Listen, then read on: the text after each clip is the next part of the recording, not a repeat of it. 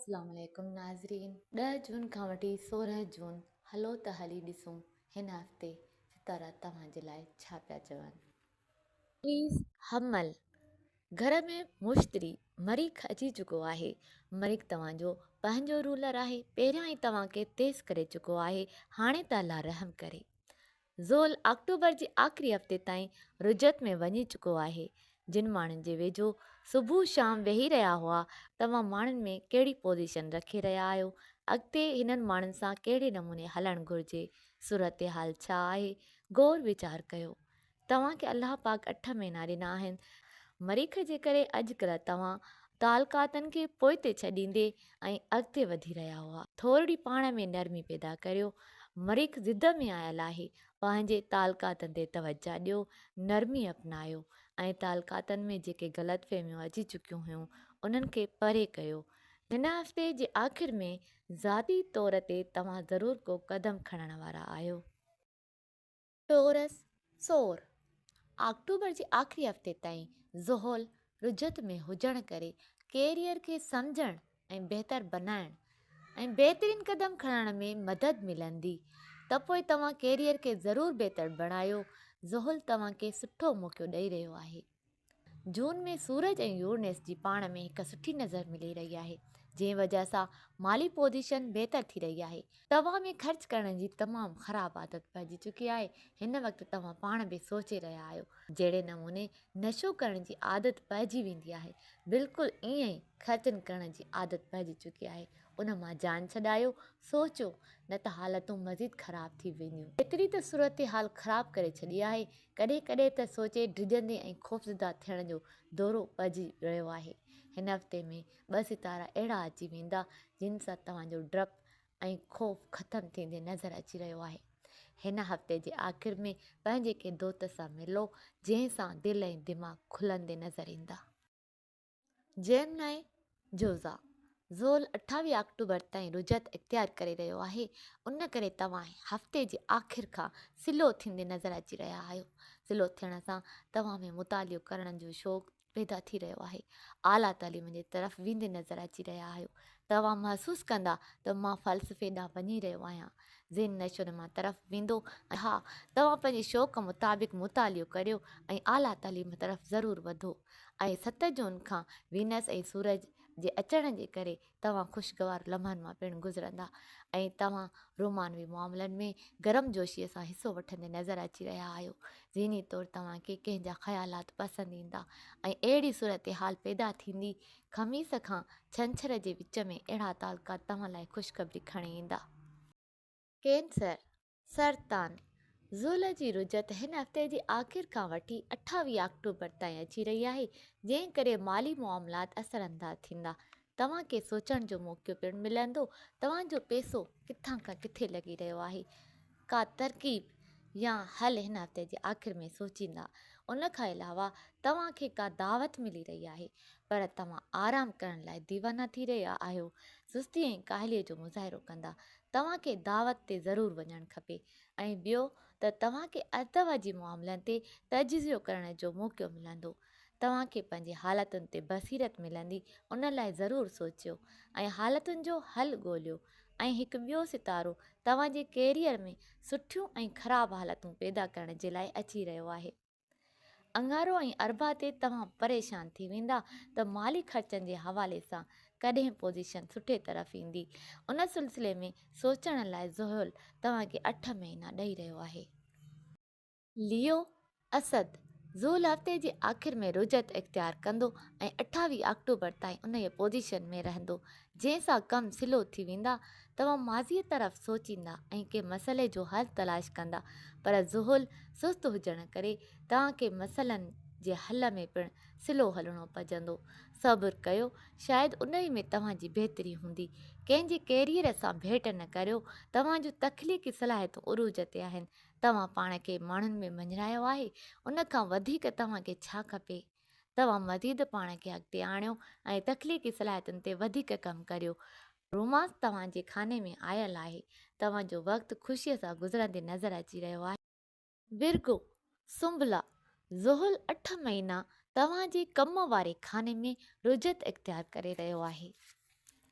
तव्हां पंहिंजे मनसूबे ते कमु करणु शुरू करे छॾियो आहे, उन ते वधीक सोचो ऐं साल जे आख़िर में तव्हांखे उन मनसूबे में पिणु तमामु घणो फ़ाइदो मिलंदे नज़र अची रहियो आहे। जाइदाद में पिणु फ़ाइदो मिली रहियो आहे या मिली चुको आहे। तव्हां पंहिंजे क़ीमती कागज़नि ते तवजो ॾियो, हेॾां होॾां थींदे नज़र अची रहिया आहिनि। कागज़नि जे मुआवले में प्रॉब्लम वधंदे नज़र अची रही आहे। पासपोर्ट ज़ाया थी रहियो आहे। दिमाग़ी सलाहियतूं पिणु उरूज ते आहिनि। जहिड़े नमूने कारोबार करे रहिया आहियो उन सां कामयाबी मिलंदी ऐं आमदनीअ में इज़ाफ़ो थींदे नज़र अची रहियो आहे। कंहिं तरह जो ख़ौफ़ ऐं डपु आहे उहो पिणु ख़तमु थी रहियो आहे। तव्हांजो मूड अहिड़ो आहे, ॿियनि ते तनक़ीद कंदे नज़र पिया अचो ऐं ईअं न करियो। तनक़ीद करण जे बजाए तव्हां अलाह जो शुक्र अदा करियो, तव्हां हालतूं तमामु सुठियूं थी वियूं आहिनि। लिब्रा मीज़ान, तव्हां को मक़सदु जोड़ियो आहे, दीवाना थी उन मक़सद जे पोयां कमु कंदे नज़र अची रहिया आहियो। उन जे मक़सद सां गॾोगॾु तव्हां ज़िमेदारियुनि तरफ़ पिणु सोचे रहिया आहियो त उन्हनि खे कीअं हल कजे। तव्हां इहो सोचींदा त मां केतिरो घणो मुतासिर थी रहियो आहियां। अरसे खां वठी तव्हांजा ख़्वाब सजायल आहिनि, उनखे हासिल करण लाइ वधंदे नज़र अची रहिया आहियो। पर महिनत सां कमु करिणो पवंदो। पंहिंजे ख़र्चनि तरफ़ पिणु ध्यानु ॾियो। तव्हां एतिरो मसरूफ़ आहियो जो तव्हांखे ख़बर ई न आहे त पैसो किथे ख़र्च थी रहियो आहे ऐं मां केॾांहुं वञी रहियो आहियां। ऐं ज़िमेदारियूं पिणु तमामु घणियूं वधी वियूं आहिनि, जंहिं करे मेंटली तमामु घणा असरअंदाज़ थींदे नज़र अची रहिया आहियो। तव्हां आला मक़सद ॾांहुं वञी रहिया आहियो जेको पंहिंजी क़ीमत ऐं वक़्तु घुरी रहियो आहे। स्कॉर्पियो अक़रब, तव्हां पंहिंजी बुनियादु वधीक मज़बूत करे रहिया आहियो। जेका ज़ोल जी 8 महीननि जी रुजत थी रही आहे उन में तव्हां पंहिंजी घरेलू ज़िंदगीअ तरफ़ तवजा ॾींदा ऐं को घरु ख़रीद कंदा ऐं ज़िंदगी बहितर बणाइण जो पिणु सोचींदा। जेके तव्हां सां गॾु कमु करे रहिया आहिनि उन्हनि सां तालुक़ खे वधायो ऐं तव्हां पंहिंजे वेझो मिटनि माइटनि सां गॾिजी पंहिंजा मसइला हल करे सघो था।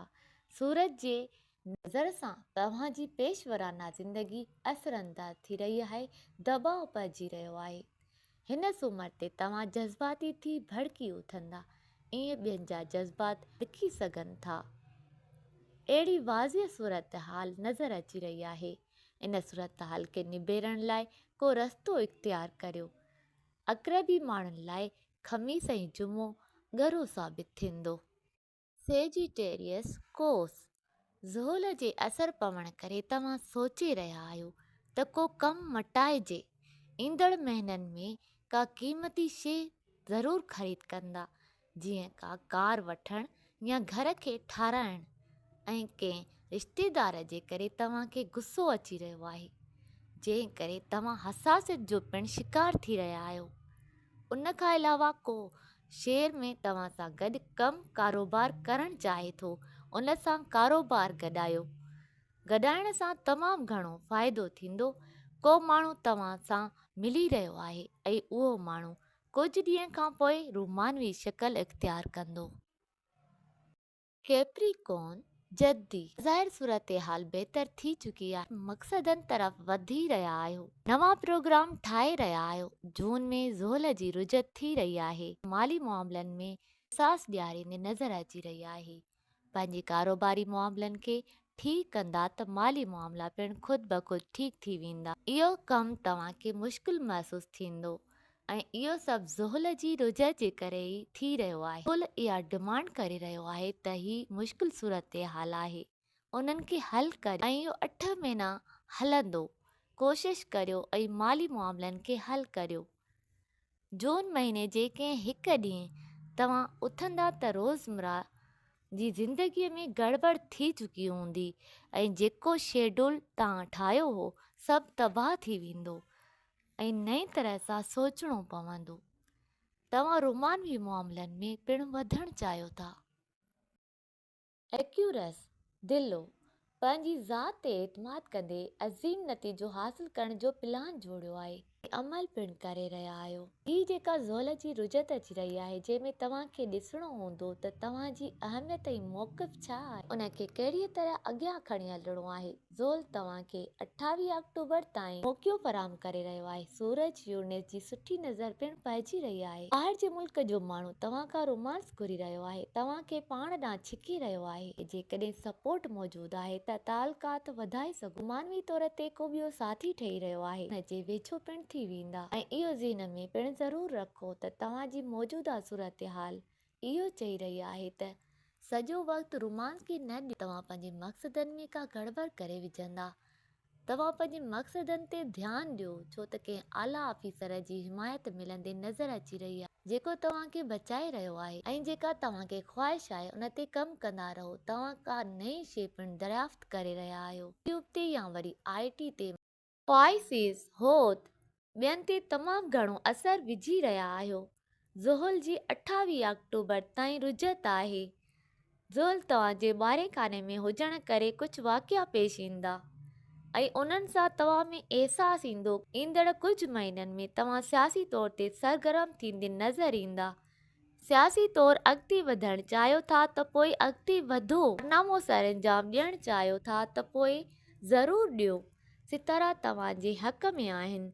जून जे हिन हफ़्ते में तव्हां का तमामु घणी क़ीमती शइ विसारे वेहंदा ऐं सॼो ॾींहुं उनखे ॻोल्हण में गुज़रंदो।